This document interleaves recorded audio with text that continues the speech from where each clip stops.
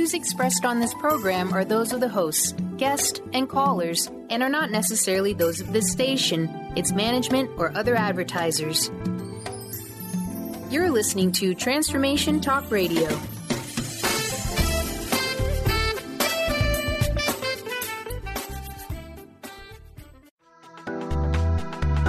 This show's audio was via a Skype call.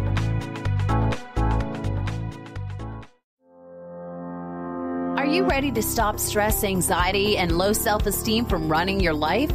Join award-winning author Dr. Friedemann Schaub from Empowerment Radio as he addresses some of the most prevailing challenges in our day-to-day lives. Find out how you can use the power of your mind to overcome self-sabotaging patterns and build a solid foundation of confidence and self-respect. Learn cutting-edge tools and approach every day with great ease, joy, and purpose. This is the time to empower yourself. Now, here's your host, Dr. Friedemann Schaub.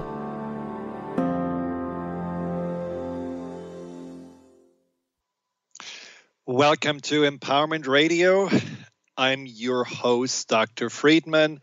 And if you are on vacation, well, I hope you enjoy yourself and you are just taking a time out to relax, balance, recharge, and then especially thank you for listening.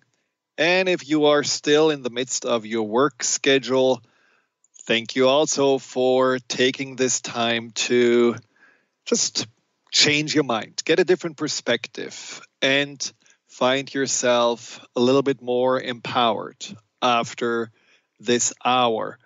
You know, some people ask me, why are you doing Empowerment Radio? And I really think that one of the biggest motivators is for me to get information out that we don't necessarily have that helps us to address those challenges that millions of us are struggling with. And two of those challenges we want to take on today, which are panic attacks and phobias.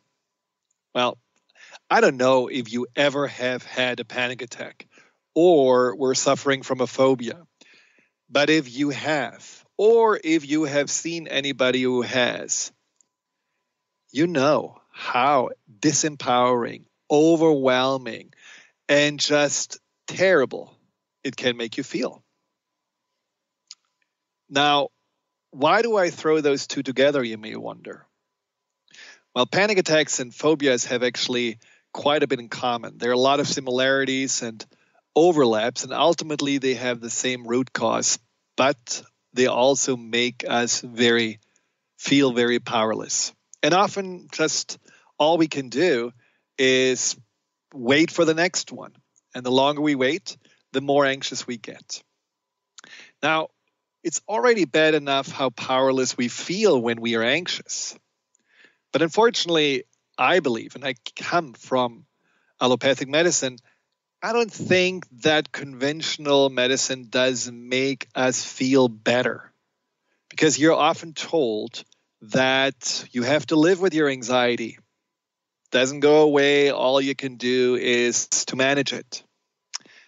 Now, I could use stronger terms, and excuse my French, but I want to refrain from terms that may come from a male cow's excrements and leave it at that this is simply a very gross underestimation of our ability to adapt, heal, change, grow. I mean, I have been helping people to overcome fear and anxiety for more than 15 years. And I tell you, there is nothing to fear and anxiety that resembles an imprisonment. It's not your identity. It's not your destiny. Fear and anxiety are much more than that. And they're actually ultimately the opportunities, just like they were for me, to become more present, more balanced, more empowered. Now, how you get there, I will talk more about this on the show. And you can also visit my website, thefearandanxietysolution.com. You can find there a lot of information about this new perspective on fear and anxiety. There are empowerment tools. There is a anxiety questionnaire. And there is also a way for you to get in touch with me and schedule a free consultation if you're interested in setting up one-on-one sessions. But for now, just buckle up, keep your mind open, and allow yourself to gain a whole new perspective on anxiety, phobias, panic attacks, and, as I said before, feel more confident and empowered in your abilities to address and resolve those challenges. Now you're driving along, and some of you may have had exactly that experience, and all of a sudden, something overcomes you. You have a hard time breathing, you're feeling dizzy, tense, sweaty, you can't concentrate, and you just manage to get the car stopped. Maybe you even call the ambulance because you're sure you're having a heart attack.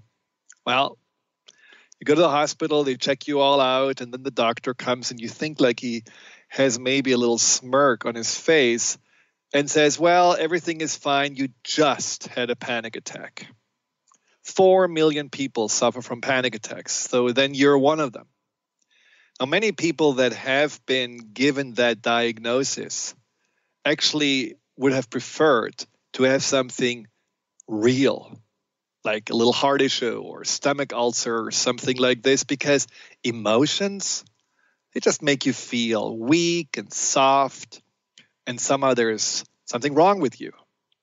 But why are we actually so ashamed of our feelings? Why is it that we are rather wanting to have a physical issue than to deal with our mind?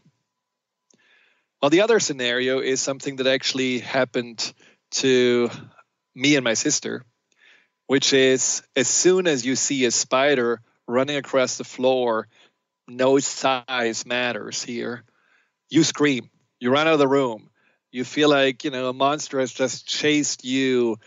And it is simply because that little animal gets you the heebie-jeebies. Or others are freaking out when they are standing in front of an elevator or having to go on a trip with an airplane.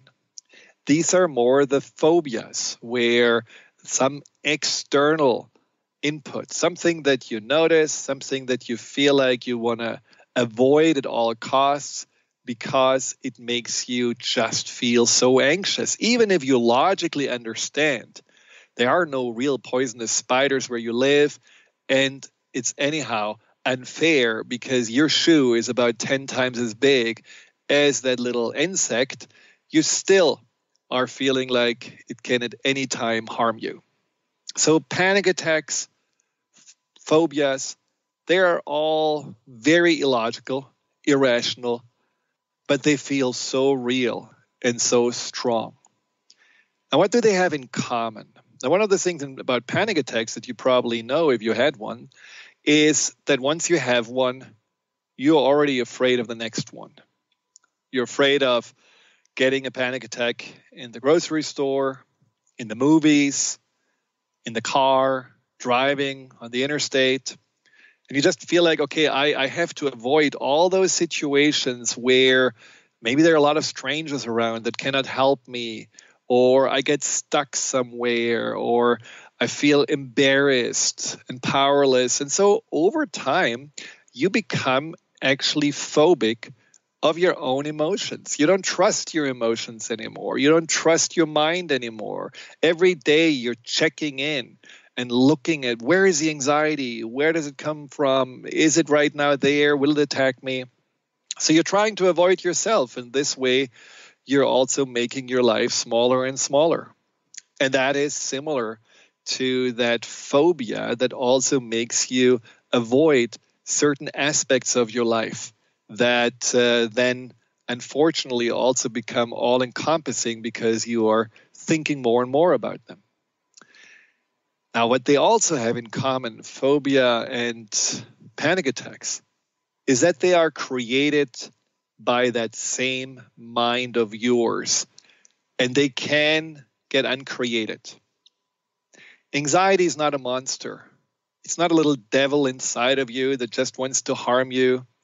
Don't understand your emotions as something that ultimately is, misfiring, or it's something that is just fundamentally flawed inside of you, and so you cannot really trust what your mind is producing here. What we do is naturally, because it feels so overwhelming, we don't want to look at it. We want to run away from it. We want to suppress it. But what the emotions really need, and especially anxiety, is to face it. Try to understand it. Try to connect the dots and see, what could this really mean? What is the deeper message behind it? Now, another aspect that panic attacks and phobia share is that they do often come from a deeper root cause. When you have panic attacks or phobia, you really focus on the symptom. You tell yourself, well, spiders, that's the issue. Planes, that's the issue. My emotions, that's the issue. And you're not really digging in a little bit deeper and wondering what the root cause could be. It's like, if you have a headache and, at some point it doesn't go away. So you're digging in, you're going to the neurologist and the ear, nose, and throat doctor. And finally you end up at the dentist and tells you, well, you have a cavity. Well, do you leave it by that? Or are you wondering, well, I'm brushing my teeth all the time. Why am I having a cavity? Well, maybe you're eating too much sugar. Or maybe there is not a lot of fluoride in your toothpaste, whatever those things are. You want to dig in deeper and ask yourself, why does it happen in the first place? Phobia and panic attacks are at the core anxiety. And so you want to ask yourself, where does this anxiety come from? Now, what I found very often with my clients is that, especially with anxiety attacks, with panic attacks, they happen to people that have already some issue with anxiety before, but they kind of ignored it. They were kind of successful in pushing it aside and not having to think about it. And then the anxiety at some point, which wants your attention, is jumping in your face and saying, okay, here I am. Are you listening now? Why does it do that? And who does that? Which part of the mind? And how can you make that part of your mind stop scaring you so much? All of those things we're going to talk about more after the break. Do you believe you are meant to live with more joy, but you're just not sure how to get it? What does the phrase, "give me the joy," make you feel? Join me, Lynn Horde, every second and fourth Thursday, 9 a.m. Pacific, 12 p.m. Eastern, on the Gimme the Joy Show, as I take you on a journey to peel back the layers so you can take back your joy. To find out more about my work as the Joy Coach, including my popular programs Joy School and Joy at Work, visit lynnhorde.com. If you're dealing with fear and anxiety, you've probably noticed that the more you fight these emotions, the stronger they seem to get. Dr. Friedemann Schaub, the author of The Fear and Anxiety Solution, explains that instead of suppressing, we need to identify and resolve the deeper subconscious root causes of fear and anxiety. His personal breakthrough program has helped thousands worldwide to overcome their emotional challenges. To learn more, visit thefearandanxietysolution.com and schedule your free consultation with Dr. Schaub now. A space of allowing radio with Coach Nancy Coco, welcoming all that wants to be present today. Tune in Thursdays every first and third week at 9 a.m. Pacific on TransformationTalkRadio.com as Coach Nancy helps you find a space of allowing. Join Coach Nancy to explore what lives at your edges and to bring more of yourself home. For more information, visit NancyCocoCoaching.com.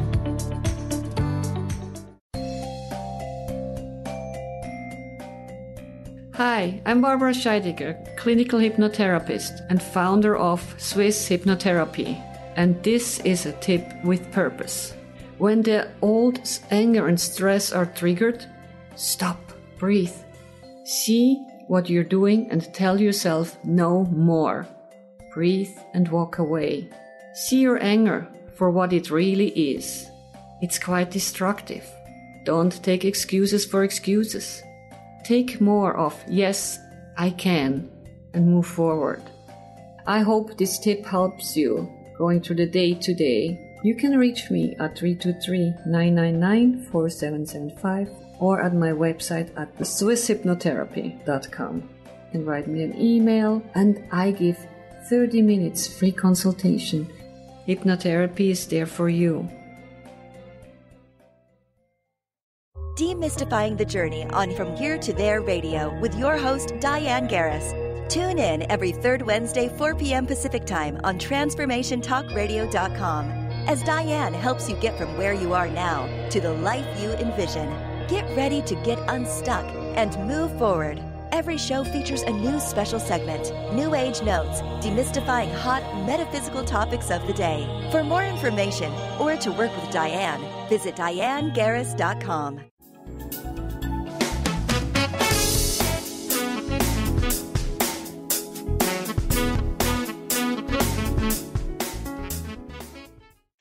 Welcome back to Empowerment Radio. We are talking phobia. We're talking panic attacks, all those good and so challenging things that many of us are facing. Now, if you have any questions, call in at 1-800-930-2819. Again, that's 1-800-930-2819, or use the chat box on transformationtalkradio.com. And I do have a little favor to ask of you, because a lot of people have the idea that anxiety is something to be ashamed of, something to hide out from, something to not admit to. And what I want to ask you, when you know someone has anxiety, do you feel that they are less than? Do you feel embarrassed for them? Do you look differently at them? Or do you actually still see them as the people that you know, and you know that they're struggling, but nothing really changes? You don't have a lesser opinion of them. If you have a lesser opinion, please, just in the chat box, put number 2 in. And if you have just the same opinion where you say like, well, this is just a person who's going through their stuff, I don't look less at them, I don't feel they have to be embarrassed, I'm glad that they're sharing what's going on, put in number 1. I just want to see if what I assume is true is that we are judging ourselves when we're anxious and basically telling ourselves that is something to hide and avoid, to admit. But when we are actually on the other side and we're seeing people struggling, we have compassion for them and we want to help them, and we don't want them to feel bad about their challenges. So 1 is if you have a totally okay and normal opinion about them, doesn't change anything. 2 is if you feel like, well, they're a little weak, they're a little less than. And so I can see what happens with this little poll. Now, we have to make a choice, right? I mean, we can see anxiety as an entrapment, as I said before, as an adversity that just makes you fight yourself. Your mind can just do anything to get rid of it. Or you can see it as an opportunity to maybe learn something about yourself. So let's look about what we can learn, because ultimately I believe the only reason why we're here in life is to learn something and hopefully to grow from those learnings. And anxiety was, for me personally, one of the greatest teachers. I learned so much about myself, about life, and also about what is important to me, and ultimately what my mission and my purpose is. So when you have been dealing with phobias or panic attacks, I said before, often there is something already smoldering underneath the surface, and you may have just really not paid attention to it. You may have just been too busy. So one of the things that you may want to ask yourself, if you have been dealing, especially with panic attacks, they have been coming just out of the blue. Is there anything happening in my life that has changed? Is it maybe connected to something like retiring or changing a job or moving something somewhere to a different place, or being in a new relationship. Many of my clients, I remember one recently who has been working for 30 years in a very high-powered job, and that was really her identity. This is what she felt good about. This is what she felt also, identified with.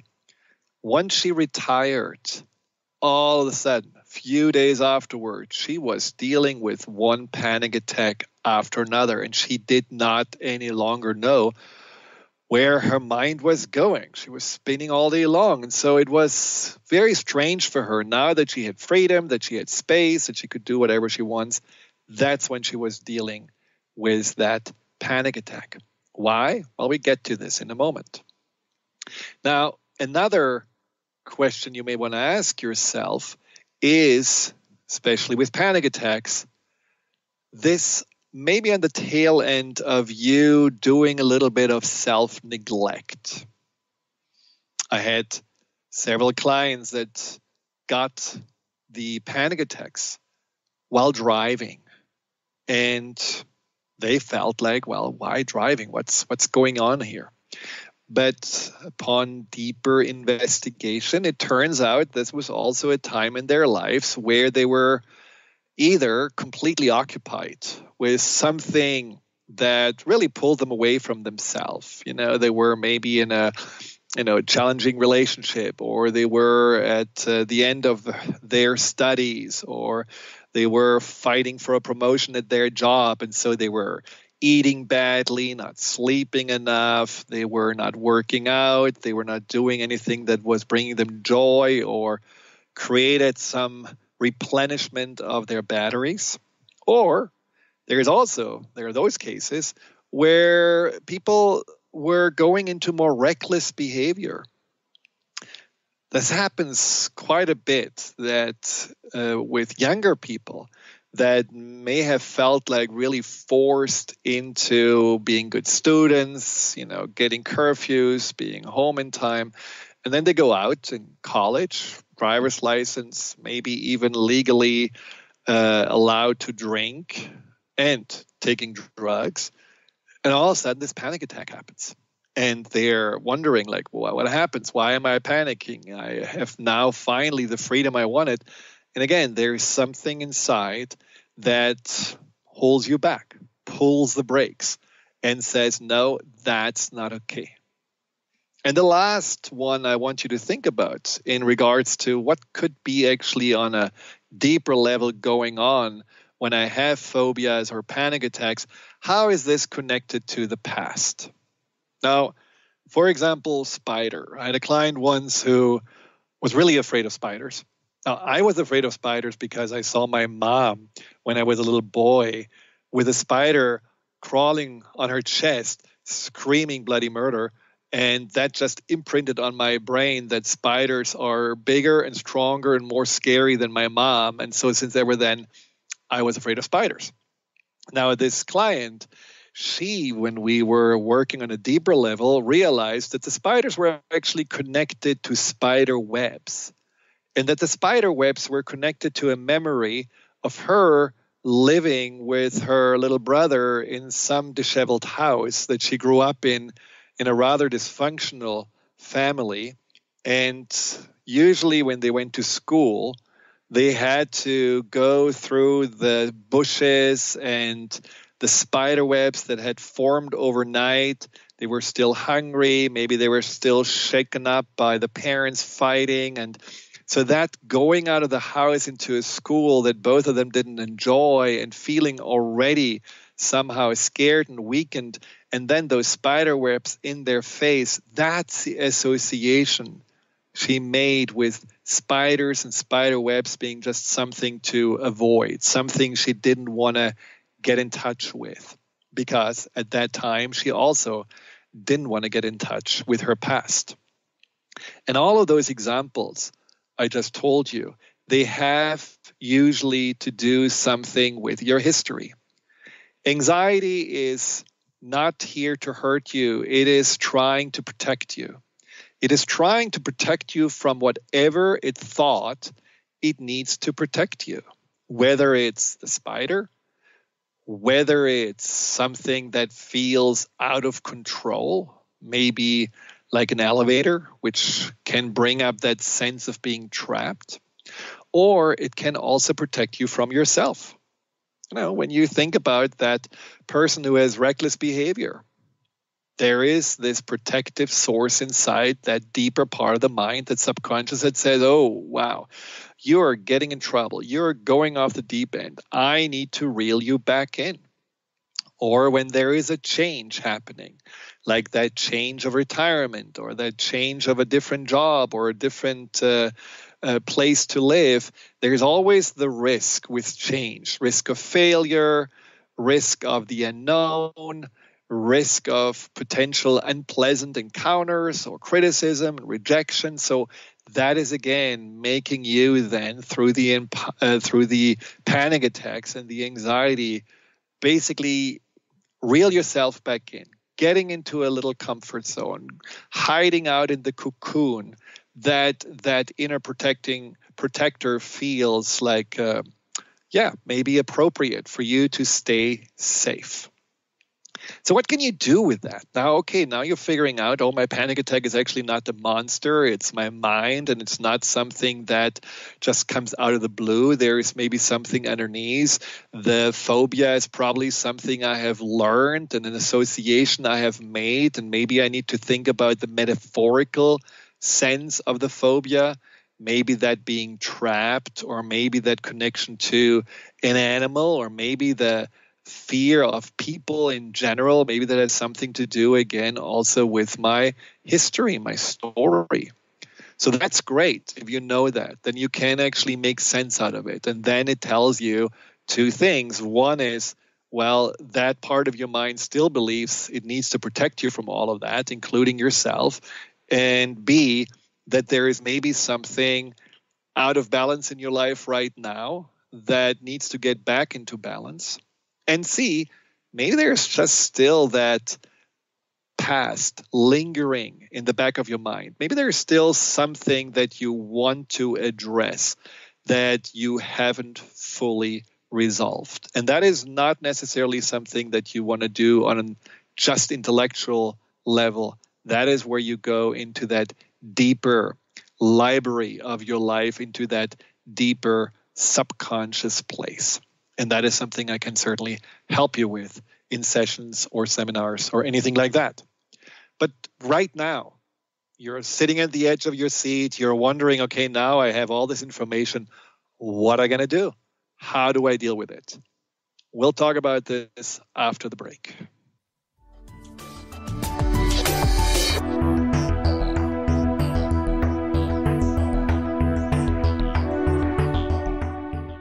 Do you know how to achieve wellness in all areas of your life? Hi, I'm Mary Jane Mack. Signs of wellness are a capacity to love and ability to nurture, a sense of purpose, a good sense of humor and plenty of fun in your life, a concern for others and a respect for the environment, a conscious commitment to personal excellence, a sense of balance and integrated lifestyle, and capacity to cope with whatever life presents. Well people enjoy their lives and want them to last as long as possible. That's why the wellness mindset usually accompanies other constructive, healthy lifestyle habits. By adopting a wellness mindset and behaviors like eating well, taking the right nutrition for the body, exercising, and saying affirmations are just a few things to structure a healthy system of values and beliefs. I will be your wellness coach to help you achieve a wellness lifestyle. Call us at 888-777-4232. That's 888-777-4232. And visit us at maryjanemack.com.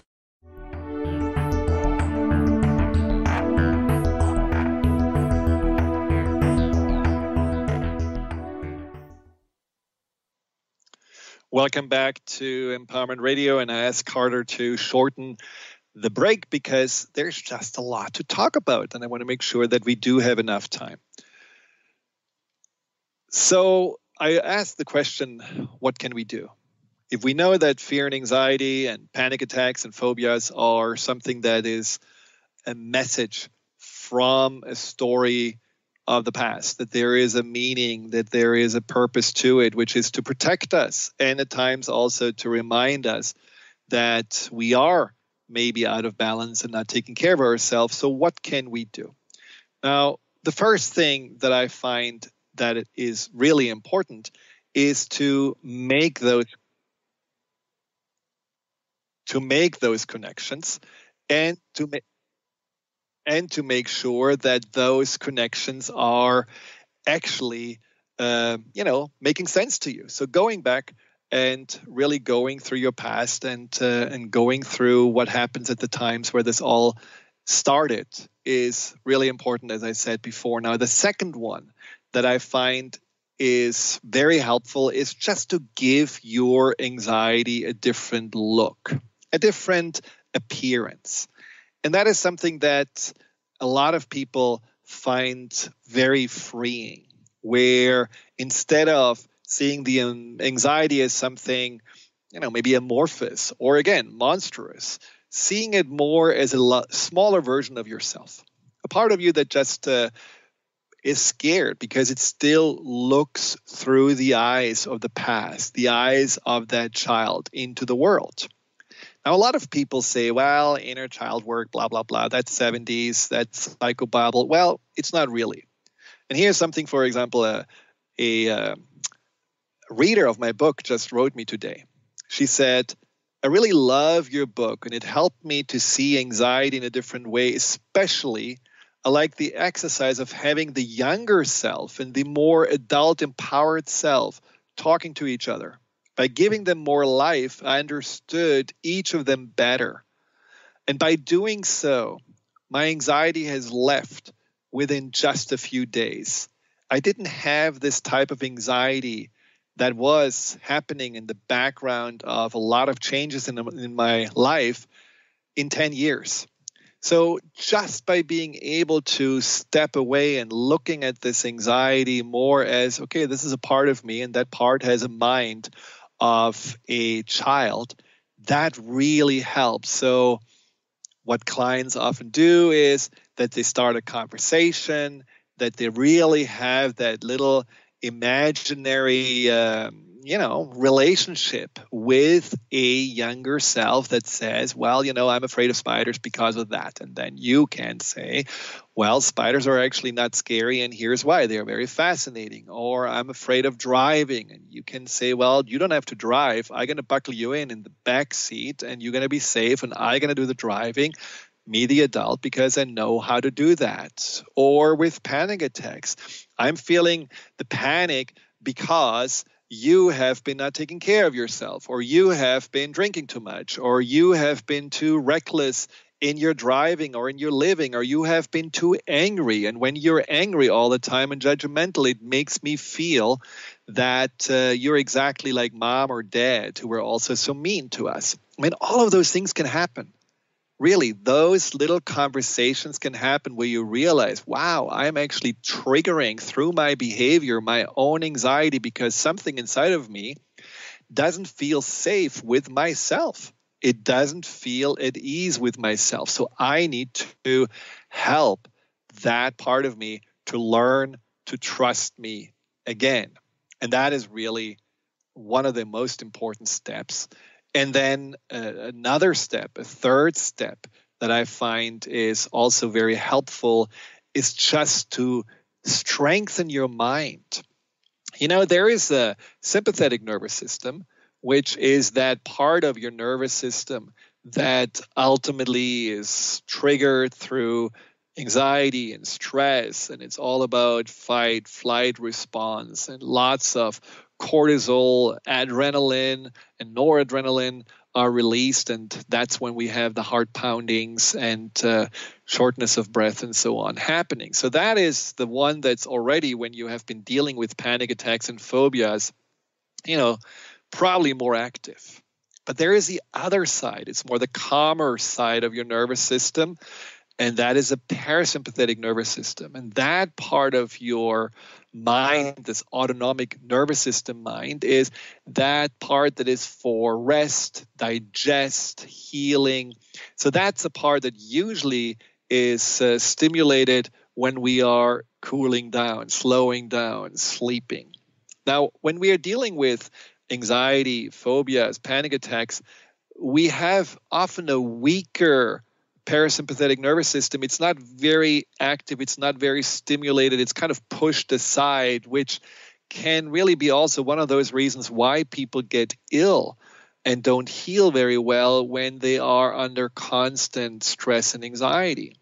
So how do you strengthen this healing part of the mind, this calm part of the mind? Well, you do it not when you have a panic attack or when the phobia hits you. You do it actually every day when you already feel fairly calm. Often people tell me, well, I'm trying to meditate when I have a panic attack. Well, you don't learn how to drive on black ice. You don't do that practice in getting calm in the midst of the storm. So try to practice calming your mind through breathing. Just very simple, 4-second inhaling, 4-second holding the breath, 4-second exhaling, and you can build up to 10 seconds or 12 or 20 seconds. That can be very, very relaxing. You do this for 10 minutes, your whole system is slowing down.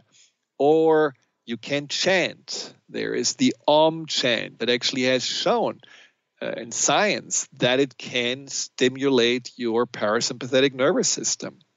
You can do some writing. You can do visualizations, guided meditations. You can do a nice little belly massage. Even stimulating your ears, rubbing your ears even, is stimulating the parasympathetic nervous system. So there are a lot of things you can actually do that helps you to get stronger and balance out that hyperactive sympathetic part of the mind. That can also help you in the moment when you do have a panic attack. For example, drinking an ice cold glass of water, that can really stimulate that parasympathetic nervous system and calms you down. Of course, you can remember to breathe and slow down your breathing in that moment. And then there are other ways that also help you, again, to get like a bailout of the panic attack. One of them is an exercise that is described in one of my empowerment tools. So you just go to the website, the Fear and Anxiety Solution, go to Empowerment Tools, and there is a meditation that's called Gain Complete Perspective. Gain Complete Perspective, and that is also a wonderful exercise to do when you feel overwhelmed by your emotions. It really gets you out of that, tunnel vision that makes a spider the size of an elephant or makes you afraid of your own emotions. So that's kind of something I certainly can also recommend you to do. And there is a listener who was actually asking about that parasympathetic nervous system, the vagus nerve, and she was asking if that is the part that is causing chest contractions with severe anxiety. It's not quite that. That vagus nerve or vagaries nerve, that is something that is stimulated with the parasympathetic nervous system. It's actually like when you are calming down, that part gets activated. What it does do is, though, it is also changing the contraction of your heart, and your heart is actually often slowing down. It is pumping slower, and that change in rhythm and that change in how much it's pumping out at a time, it can feel like a heart palpitation. It can feel almost like a little arrhythmia, and that can feel, even though it's good and healthy, and it can feel also uncomfortable. So that's certainly something to keep in mind when you change speeds from stress and anxiety into more calmness. It can be a little bit bumpy for a while until you feel completely calm. I have someone who called in, who I asked to call in. I'm really happy that she did, because she has a little bit also something to say about her journey with anxiety and phobias and panic attacks. So thank you so much, Crystal, for calling in. Of course. Hi there. Hi there. So nice to hear your voice. Hi. And I just wanted to have you maybe share a little bit about your journey, because, it's always one thing when I talk about these issues, but there is something completely different when you are sharing what happened with you. So you have been struggling with phobia and panic attacks before. And tell me, what did that look like? Sure. So I guess it was a couple of years ago, I started to develop a pretty powerful fear of going to the doctor and anything medical related. And I would think about it and start to get anxious. I would think about having my blood pressure taken and start to get anxious, even though there was no rational reason or explanation on why I should be feeling that way. I haven't had severe health issues in the past, but I felt very unsafe. And so I started to have these panic attacks prior to going into a doctor's office. I would still continue to go and see a doctor because I knew it was important, but I would have a lot of fear and anxiety. My heart would race. I couldn't slow down. And then they would take my blood pressure, and my blood pressure would be really high. So that created this loop that I stayed in of just, I have high blood pressure now. This anxiety is causing all these health issues for me.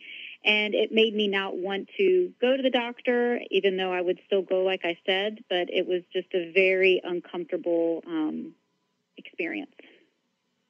So you actually lost trust in your body, in your mind, and you felt kind of trapped in it, out of control with it, right? Absolutely, absolutely. And then I would put pressure on myself when I would go to the doctor to have really good blood pressure. So I started almost obsessing about it. And then I would check it, and it would be high, and then I'd put more pressure on myself, like I need to get this under control, and it would create this anxiety loop. And one of the anxieties you also had was that you were really watching your body. You shared about that you watched your heart and your chest, and you wondered if there is now a heart attack or something wrong with you. And so that created also, again, this almost phobia of any physical sensations that immediately were interpreted as something bad. Absolutely. Yeah, my heart would race, and then I would immediately think, I need to get this under control. This is going to cause a heart attack later, or, there's something wrong with my heart, because when I would get anxious, my heart would obviously do things. And so trying to not read into it that way and going into this worst-case scenario mindset was really important. But unfortunately, that's the pattern that I developed, was there's something severely wrong. Now, as I mentioned during the program, that one way of starting to get a different perspective on the anxiety and on the symptoms and what the anxiety is making you do in response to it is to get a deeper understanding. So what are actually the dots that we need to connect? What actually is really going on? Where is Waldo here? What is actually the anxiety trying to tell me? And what did you find out through, our work together? Absolutely. I learned that the anxiety is not something that I should be afraid of and push away. Whenever I would start to experience anxiety, it was an immediate, I got to get rid of it. I've got to get rid of it. And now I see it as a part of me, a child like Crystal at 5 years old, who dealt with some very stressful, intense situations. And I felt unsafe quite a bit as a kid, and my very driven personality and this need to be in control and even almost putting pressure on myself was how I ultimately survived and ended up thriving as an adult. But over time, it kind of took a turn in a way that I didn't really understand, and I was afraid of the anxiety, and I was putting more pressure on myself. And so now I see the anxiety as me at 5 years old, and I've built a relationship with that part of myself, and I empathize with that part of myself. And I also remind that part of myself that I am an adult and that I am empowered and I can take care of things, and that if I go into a doctor's office or if I go into any situation that might make me a little anxious or nervous, I remind that part of myself, it's okay, I've got this. Now, would you say that when the anxiety came up, that there were changes in your life, that this, comfort zone of being the achiever and being in control was rattled up, and that was maybe one of the reasons why the anxiety came up? Yes, absolutely. So I had actually gone through the ending of a relationship. I went through a divorce, followed by some challenges at my place of employment, and both of which hurt my confidence quite a bit, and I felt very disempowered. In both instances, I felt forms of rejection, different types of forms, but rejection nonetheless. And I think at that point in my life, I had almost really given my power away. I gave my power away to external situations, to external relationships, instead of acknowledging and knowing that power resides within me. So would you say that the anxiety had actually a positive message? I mean, did it try to make you aware of things that you haven't really dealt with and that were really, it was time to deal with them? And what do you feel like, the crystal before you even had the anxiety and the crystal that you have now in front of you? What's the difference between the two? Oh, yeah. So I think that had all of this not surfaced, I would never come to understand that I don't have to achieve and prove myself to be valuable and to be enough. I think I got a lot of my value from my relationships and from my work, and that was something that I had done historically. And so through this, I came to understand that it's not what's outside of me that defines who I am. It's who I am internally. It's who I already am. But had I not had the anxiety and going through this process, I don't think I ever would have realized that. I think that it would always be very egoic. It would always be about how much can I achieve, how much can I control, how much can I do, how much can I help this person, how much does this relationship ultimately define who I am. And I don't see it that way anymore. It really was a signal for me to go deeper into myself and to really understand what self-love even means. And that's such an amazing, you could say, turnaround. If you are dealing with anxiety and you want to avoid yourself, you want to run away from yourself, and ultimately you're coming full circle into yourself and you're loving yourself more, trusting yourself more, and finding yourself more. So, I mean, just like in my case, would you also say that the anxiety was an important teacher for you? Absolutely. I've learned so much through this process. It's really been a transformation, and I feel closer to myself than I ever have before. And the beauty is that you actually got remarried, and you're very happily married. And you also, I think, are way more empowered at work. So how do you show up, for example, at work, which often was one really stressful situation for you? How is the new crystal different at work? Mm-hmm.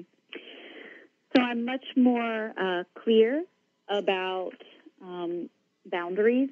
So again, previously I would let achievement take over and be in the driver's seat, and so that would mean that I would work crazy hours. I stayed pretty stressed out, and so now I'm really clear about setting those boundaries. And then I also don't give away my power. So when the workday starts and I'm in a meeting, for example, I don't let other people's opinion of me dictate how I feel about myself.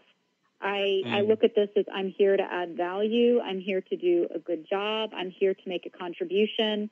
But this isn't about what other people think of me, and this isn't about me having to achieve everything and be the best. This is about showing up in a way where I'm centered, I'm grounded, I am empowered, and I can make a contribution based on the natural talents and abilities that I possess.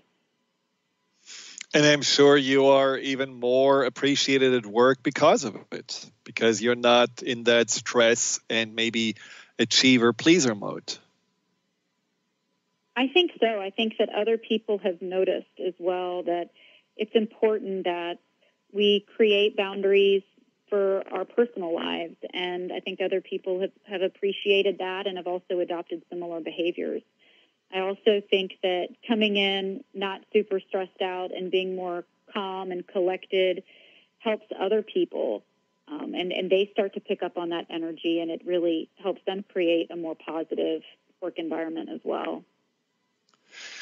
Well, so if you would want to give a piece of advice to the listeners that may be struggling with fear and anxiety, with panic attacks, with phobias, what would you tell them? How would you recommend for them to start on this journey that you went through?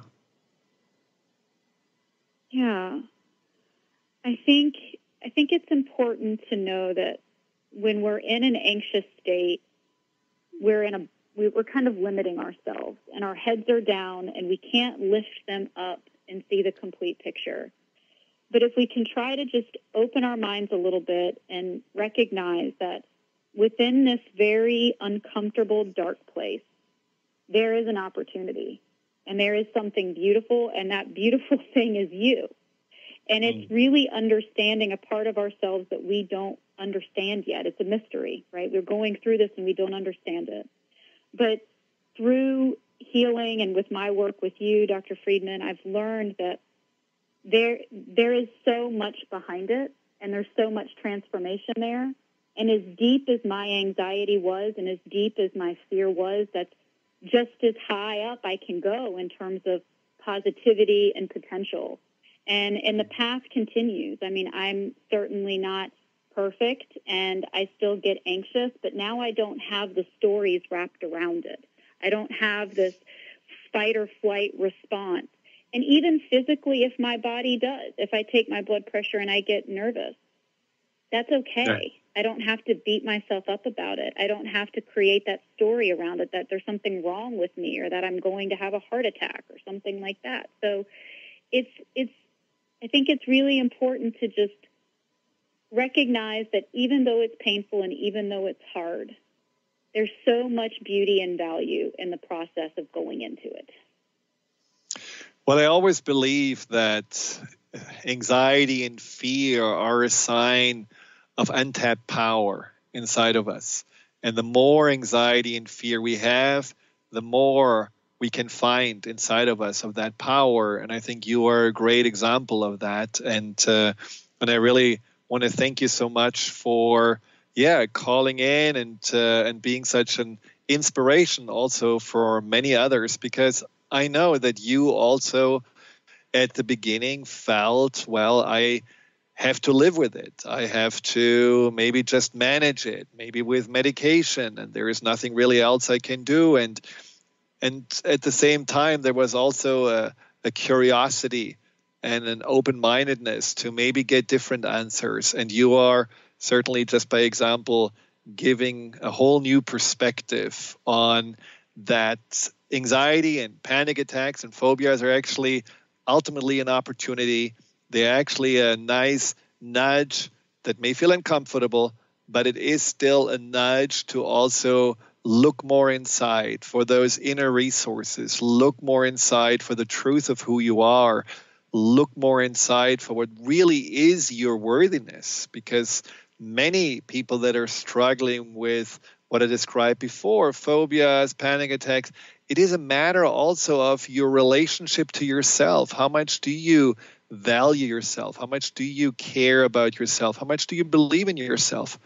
And I think in your case, Crystal, without your anxiety, you may have never found that self-worth that you now have. And I think that also makes you just make different choices and probably share more of your gifts and talents than ever before. Definitely. I feel so much more confident, empowered, and connected to myself than I ever have. And it was through this journey that I came to this place. Well, thank you so much. That was really wonderful that you called in. And I want to also have the listener just one question that got asked. It was a question about the formerly triggering situations such as driving. Kathleen says that she had panic attacks and it started while she was driving.